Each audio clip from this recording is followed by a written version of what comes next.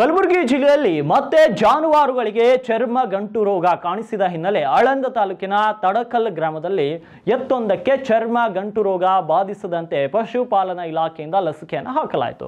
ಕಳೆದೊಂದು ತಿಂಗಳಲ್ಲಿ ಜಿಲ್ಲೆಯ ವಿವಿಧೆಡೆ 128 ಪ್ರಕರಣಗಳು ಪತ್ತೆಯಾಗಿದ್ದು, ಒಂದೆಡೆ ಅತಿವೃಷ್ಟಿ ಮತ್ತೊಂದೆಡೆ ನದಿ ಹಳ್ಳಗಳ ಪ್ರವಾಹದಿಂದ ಜಿಲ್ಲೆಯ ರೈತರು ಸಂಕಷ್ಟಕ್ಕೆ ಒಳಗಾಗಿದ್ದಾರೆ. ಅದರ ನಡುವೆ ಜಾನುವಾರುಗಳಿಗೆ ಈ ಕಾಯಿಲೆ ಬಾಧಿಸುತ್ತಿರುವುದು ಗಾಯದ ಮೇಲೆ ಉಪ್ಪು ಸವರಿದಂತಾಗಿದೆ. ಕಳೆದ ವರ್ಷವೂ ಜಿಲ್ಲೆಯಲ್ಲಿ ಈ ರೋಗ ಕಾಣಿಸಿತ್ತು. ಸಾಮೂಹಿಕ ಲಸಿಕೀಕರಣದ ಬಳಿಕ ರೋಗ ಹತೋಟಿಗೆ ಬಂದಿತ್ತು. ಈಗ ಪುನಃ ರೋಗ ಬಾಧಿಸಿದೆ. ಇದರಿಂದ ಜಾನುವಾರುಗಳು ತೀವ್ರ ಸಂಕಷ್ಟ ಅನುಭವಿಸುತ್ತಿವೆ. ಈ ರೋಗವು ಜಾನುವಾರು ಮಾಲೀಕರಿಗೆ ಚಿಂತೆಗೀಡು ಮಾಡಿದೆ. ನೆರೆಯ ಮಹಾರಾಷ್ಟ್ರದಲ್ಲಿ ಜಾನುವಾರುಗಳಿಗೆ ಚರ್ಮಗಂಟು ರೋಗ ಕಾಣಿಸಿಕೊಂಡಿದ್ದರಿಂದ ಗಡಿ ಭಾಗದಲ್ಲಿರುವ ಜಿಲ್ಲೆಯ ಆಳಂದ್, ಅಫಜಲ್ಪುರ್ ಮತ್ತು ಕಲಬುರಗಿ ತಾಲೂಕಿನ ವಿವಿಧೆಡೆ ಈ ರೋಗ ವರದಿಯಾಗುತ್ತಿದೆ.